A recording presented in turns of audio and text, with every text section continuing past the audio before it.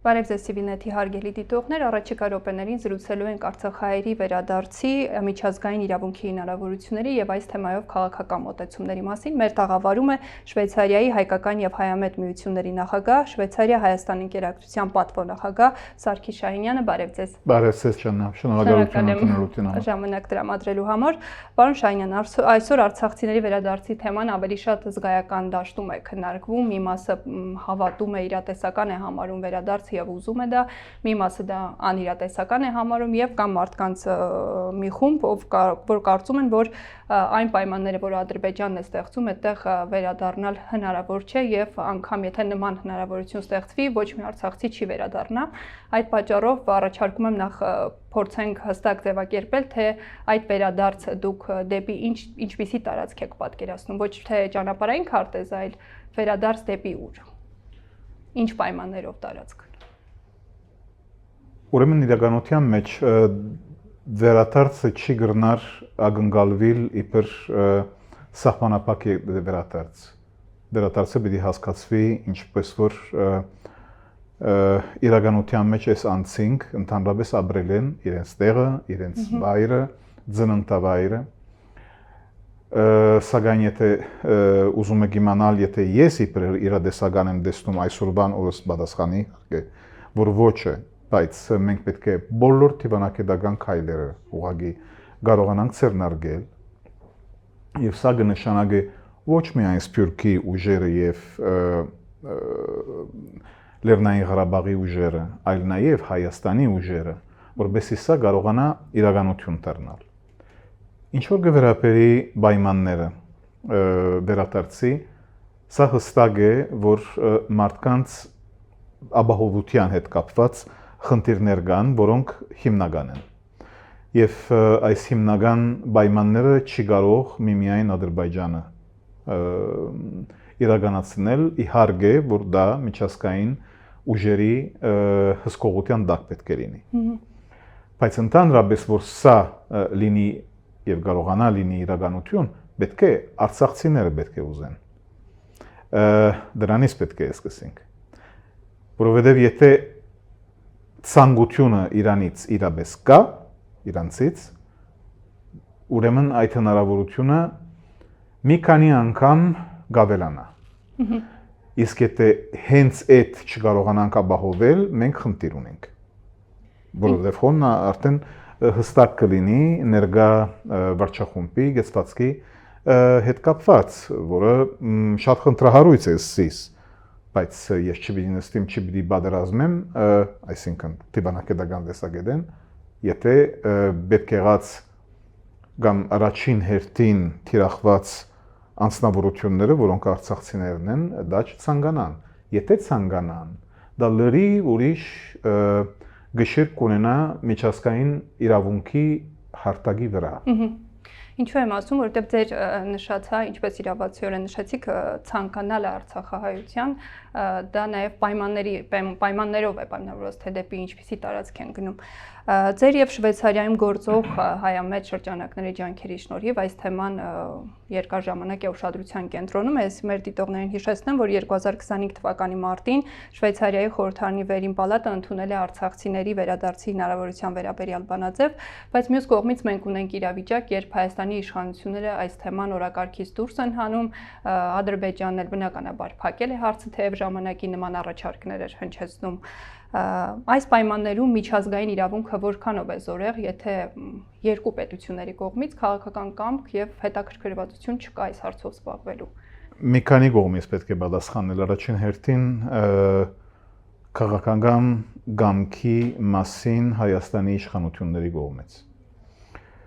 Եթե դուք ուզում եք առաջ որ ձեր հագարագործը ցես ստիպե կամ առաջարկե որ դուք մեր կանաք, դուք մեր գանում եք, դուք արդեն բոլոր հնարավորությունները լծակների դուք արդեն հանցնում եք հագարագործին։ Բայց ամենավատը դուք հանցնում եք այդ բանալիները այդ երկիրներին, ուր որ այդ հայցը ընդհանրապես հնչվեց։ 18 մարտից էր հիշած հայցը, դա հնչվեց վերջնականապես Զվիցերիո օրենսդիրի կողմից։ եւ ուղղված էր Զվեյցարիո կորզատիրի կողմը։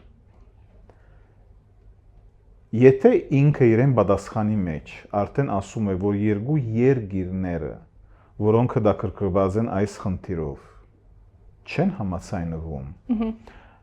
բարձ է, որ Հայաստանի վարչախումբի ժխտողական կամ ժխտող ավելի ճիշտ ասեմ, հա, միջայլոց հոս համընկնում է։ Գեցվածքը դա թուլացնում է, չարաչար, ինչ որ գվերապերի Ղարաբաղի հայերի իրավունքները։ Սակայն դա միայն Հայաստանի եւ Ադրբեջանի ցանկությամբ չի, որ իրականանում է, այլ ՄԱԳ-ի սահմանադրության երկրորդ հոդվածի հիման վրա եւ 2024-ի միջազգային արդարադատության թադարանի արած որոշման հետ կապված, որը ընդգծում էր արցախահայերի վերադարձի իրավունքը։ Դուք կարող եք այս խնդիրի առջև գշրեցնել դալ, որ միջազգային իրավունքը նույն գշիրքը չունի այսօր, ինչ որ կարող էր ունենալ 5 տարի առաջ։ Եվ ես ձեզ անմիջապես իրավունք կտամ, քանի որ ոչ միայն Ալիևի կողմէ հրահրված պատերազմը 2020-ի եւ էթնիկ զուդումը 2023-ի հիմնված էր ուժի վրա եւ ուժի քերազանցության վրա, այլ նաեւ նախագահ Թրամփի հասկացողության, որը իրեն ուզած ցևով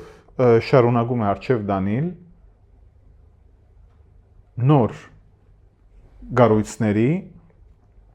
գշիրքի մասին։ Օրինակի համար այդ ինչ որ հունվարի վերջավորության Դավոսում հնչեց, այսինքն խաղաղության խորհրդի հիմնադրման, որը իրականության մեջ միայն Գազա շերտի մասին է ուղված, բայց դու տեսիր, որ Թարսի նման այդ սեղանում գտնվում են նույն ժամանակ հակառակ որ ինքը չէր Դավոսի ներկայացուցիչը, հենց Նիկոլ Փաշինյանը, որը 6 ժամով որոշեց օտանավ առնել, գալ, ստորագրել եւ վերադառնալ։ Իլհամ Ալիևը իհարկե մի քիչ տարբեր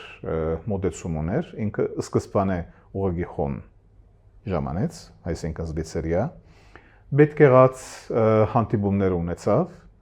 պետք եղած համախոհությունները ստեղծեց ու նոր թողեց գնաց։ Ուզում եմ ասել, որ հոս մագերեսության դարբերությունը կամ լրջության ավելի ճիշտ դարբերությունը երկու նախագահների կողմից շատ մեծ է։ Վարչապետի եւ նախագահի կողմից։ Իշխանությունների վարքագծի մասին դեռ կխոսենք էլի, բայց վերադառնալով միջազգային իրավունքի զորեղությանը, Շվեյցարիան, որ հայտնի է մարդու իրավունքների եւ առհասարակ հումանիտար դիվանագիտության խոշոր կենտրոն լինելով, նմանատիպ այլ դեպքեր հանգուցալուծել է, հաջողության հասել է, թե ոչ պատմության ընթացքում, որը կարող եք նշել։ Բանի հետ կապված էր, Կոլումբիայի հետ կապված էր օրինակի համար, որ ինքը կարողացավ քաղաքնի բանակցությունների միջոցով եզրակացության հասնել։ Հոն իհարկե Կոլումբիայի ղեկավարները, ազգի ղեկավարները համաձայն էին, որպեսզի FARC-ի եւ կոլումբիական իշխանությունների միջև այդ բանը բացվեր, այդ թաշտը բացվեր։ Պետք է ասեմ նաեւ ուրիշ բան, որը նեղորեն կապված է մի նոր բեդության ստեղծման մասին, օրինակի համար Կոսովոն։ Կոսովոյի մեջ Շվեյցարիան գտնվեց հարաճընթացք խնդիրի մեջ եւ իբր բևեր ստեղծելու նոր բեդությունը եւ ճանաչելով Կոսովոյի ինքնիշխան բեդության ցանկությունը եւ որևէ ցևով Զվեյցարիան չգնաց արտոնությունը չխնդրեց Սերբիային եւ հոն գտնվեց Շվեյցարիան առաջին ազգերի եւ պետությունների մեջ, որը ընդունեց Կոսովոյի անկախությունը։ Նույն բանը կարող եմ ասել, ինչ որ գվերապերի Էստիմորի խնդիրը, ինքը Ինդոնեզիայի հետ չնստեցած չբանակցեց, արտոնություն չուզեց, որբեսի ընդհանրապես Էստիմորի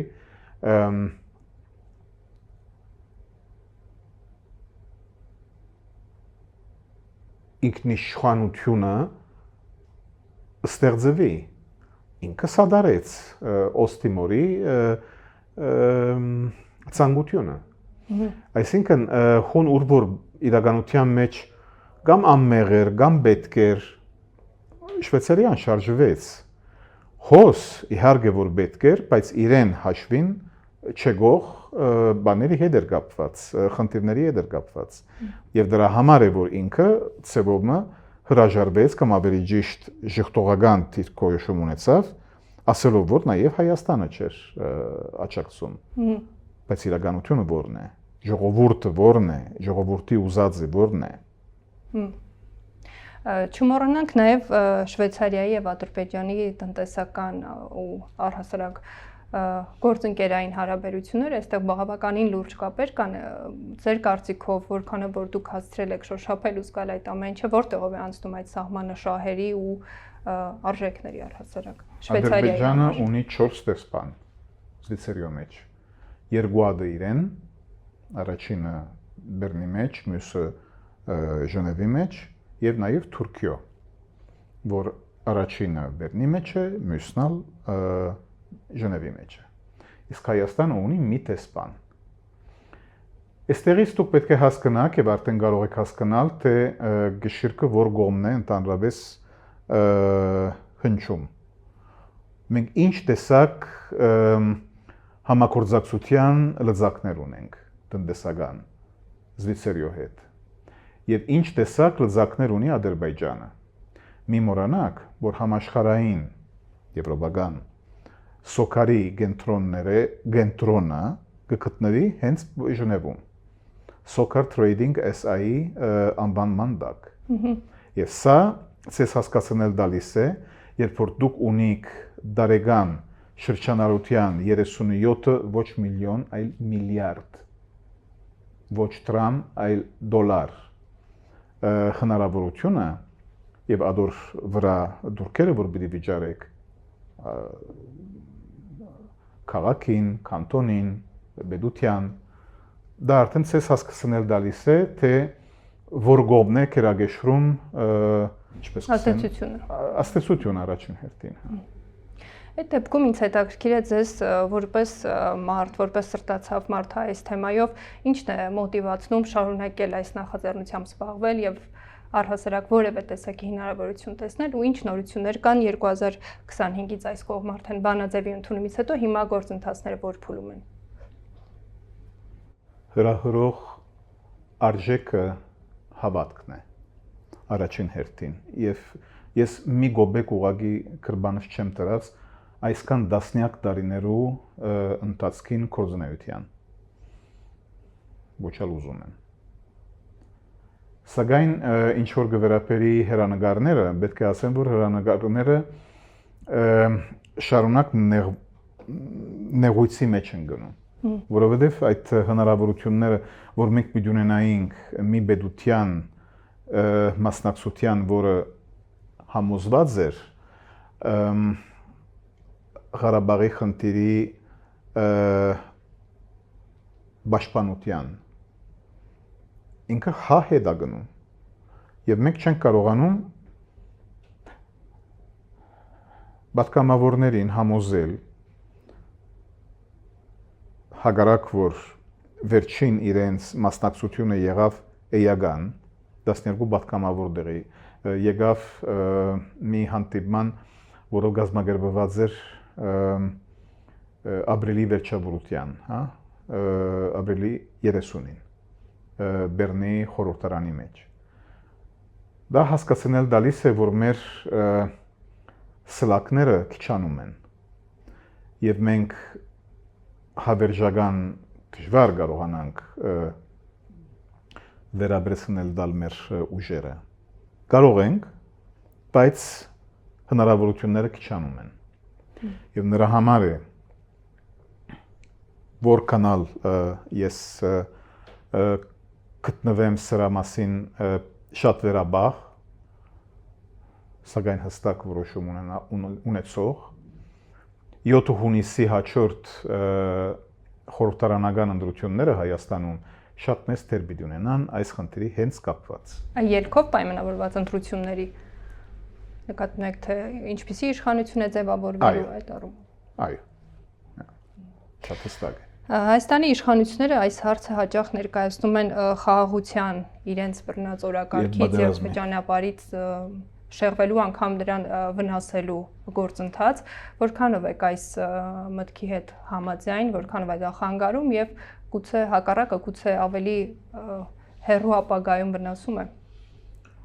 մարդու իրավունքների եւ տեսանկյունի։ Սեվացնել եւ սպիտակացնել Ղարաբաղի հիմնախնդիրի լուծումը հիմնովին ոչ միայն սխալ է, այլ գոհմնագալ է։ Այսինքն դա կործածվում է իշխանությունների կողմից, իբր մի լծակ, որպեսզի ճուրը իրենց կողմը հոսի։ Հակառակ եմ, մանավանդ որ ես չեմ կարծում բոլորովին, որ ներկա իշխանությունների վերանդրության ադեն կամ ելքով մենք պիտի կարողանանք որևէ ցեվով պատերազմը խուսափել։ Ինչպես որ չեմ գրնար ընդհանրապես սև ու սպիտակի վրա ասել, որ եթե ընդդիմությունը կա, խաղաղությունը պիտի կարողանա իրականանալ։ Սա մարդկանց կարողությունների վրա հիմնված դիվանագիտական կորձընթացքի վրա է հիմնված, որոնք մենք ունեցել ենք, բայց չենք կորձածել, եւ առհասարակ 2018-ից հետո ընդհանրապես չենք կորձածել, այսինքն համաձայն չեն։ Ընդդիմությունից էլ խոսենք, ընդդիմության ներկայացուցիչները տարբեր ուժեր պարբերաբար պնդում են, որ այո, վերադարձի մասին պետք է խոսել, այո, պետք է զբաղվել այդ հարցով, բայց դրանք կարծես թե ինչ-որ հայտարարությունների տեսքով են մնում, արդյոք որևէ տեսակի աջակցություն նկատել եք, տեսել եք, որովհետև ընդդիմություն, բայց ելի իշխանության ինչ-որ մաս է կազմում, խորհրդարանի մաս է կազմում։ Շատ ճիշտ։ Այսինքն իրականության մեջ երկու բաներն ալ որ ասեցիք ճիշտ են։ Թե մինախոսակցության մագարտակով է, որևէ մեկը չի բացատրում, թե ոնց ընդհանրապես պիտի կարողանա կորձածել լծակը վերադարձի հնարավորության Ղարաբաղցիների վերադարձի դեսագետեն, ավելի շատ Ալիևն է, որ վախենում է այդ խնդրի հետ կապված, եւ անորամար արևմտյան Ադրբեջանի խնդիրը ուղղակի առաջ է դարել։ Եվ ինչ որ գվերապերի ընդդիմության ներկայությունը խորհրդարանում, դա իհարկե որ քերագշռում է։ Ընդդիմությունը պետք է անի իրեն կորզը, ինչ որ մինչև այսօր չի արել, կամ շատ սահմանափակ ցևով արել։ Ինքը շատ ավելի լուրջ քայլերի պիտի տար, պետք եղած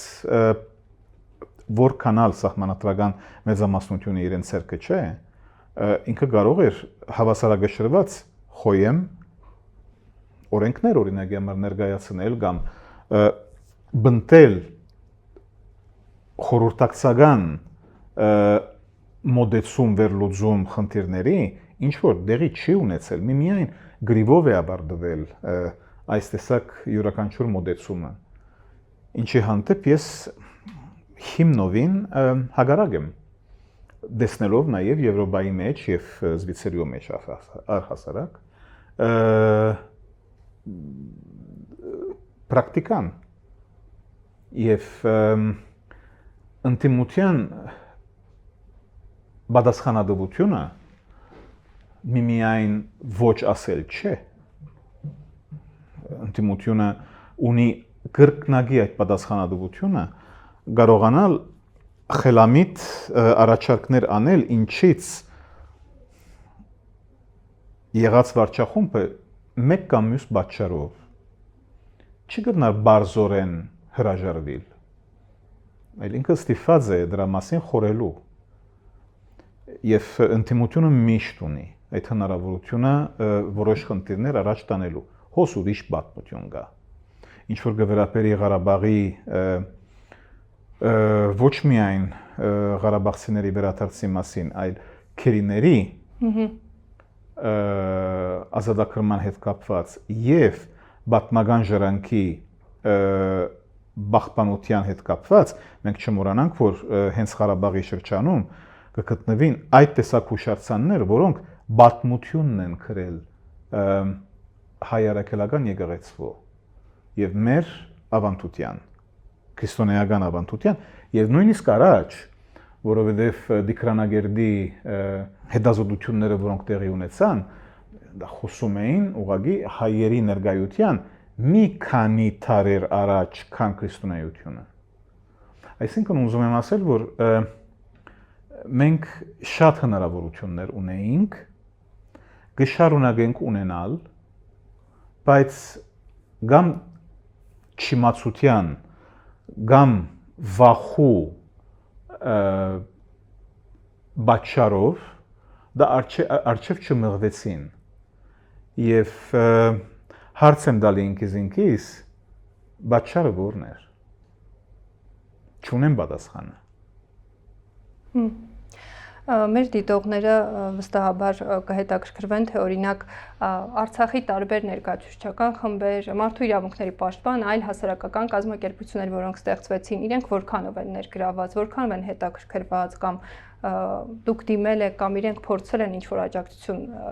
ցուցաբերել այս հարցը թեժ պահելու։ Բոլոր ծեր հարցումների պատասխանը այո է։ Այսինքն մենք նեղորեն գաբ ունենք Արցախի հիմնարար իրավունքների պաշտպան մարմինների հետ, նույն խորհրդարանի ղեկավարի հետ, նույն նախագահի հետ, նույն նախկին ինստիտուտների ղեկավարների հետ, հենց այս խնդրի հետ կապված։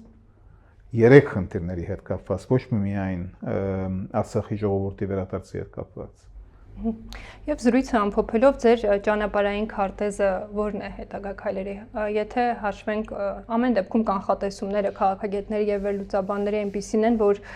հավանաբար այս իշխանությունները վերընտրվելու են եւ արդյոք այս հարցը այդպես մարելու է, թե փորձելու եք հասարակական կազմակերպությունների կամ այլ հետաքրքրված շրջանակների միջոցով միջազգային իրավունքի ուժը գործադրել եւ ինչ որ բանի հասնել։ Ժաննա եւս մի անգամ մի քանի հարցումներ միասին տվիք։ Սկսեմ գուցե ընդհանուրից, այսինքն սկզբունքների պաշտպանության հիմքը։ Դա ինձ համար եւ մեզ համար, այսինքն մեր համագործակցողների մասին է խոսքը, միջազգային իրավունքի սրբությունը եւ բացարձակ գրագշրող ուժը մնում է հավերժական։ Ինչպես ես կտեսնեմ հետագա քայլերը չթողել, որ այս խնդիրը մարի։ Նույնիսկ եթե ներկա վարչախումբը վերանդրվի։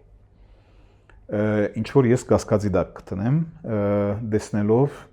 վերջին դինամիկաները։ Իսկ ինչ որ գվերապերի իմ անձնական հերանեկարի, պետք է ասեմ, որ այս ցես հետ ունեցած հարցազրույցը իմ վերջին հարցազրույցներից մեկն է։ Իբր պաշտոնավար հայկական եւ հայամետ գազམ་ագերբությունների խորհրդի նախագահ։ Ես թողում եմ նոր սերունդի շնորհիվ այս պաշտոնները մանավանդ որովհետեւ Զվիցերիացի լինելով, զվիցերիա ծնած եւ մեծած լինելով, ես խորն ձևով համոզված եմ, որ ուժի հասկացողությունը մի անձի աթորի սպաղեցման հետ կապված չի, այլ ինստիտուտի հավերժության հետ կապված է։ Եվ ես կգարձեմ, որ մանավանդ նոր սերունդի պատկանող անձնավորություններ եւ դասարտներ այդ խելացիությունը, խելամիտությունը ունին եւ նույնն է, եթե հայերեն խոսեն կամ ոչ։ Ուժեղ եւ գենտանի բախելու այս սկզբունքները։ Ուրիշ բան կլինի իհարկե, եթե հայերեն կարողանային գտնել։ Ինչու՞։ Որովհետեւ գաբը հողի հետ նաեւ լեզվով է պայմանավորված։ Ամեն անգամ, որ ես Հայաստան գուկամ, սենս ունենս չի, որ ես ինքս լավ կսկամ, այլ յուրաքանչյուր անձնավորության հետ, սահմանաբահի հետ, տաքսի վարորդի հետ, օթելի բաշտոնյայի հետ, հայերեն խոսիլը ինձ համար հաճույք է եւ ինձ կխարիսխացնե իմ ունեցած հասկացողությունը երկրի հետ։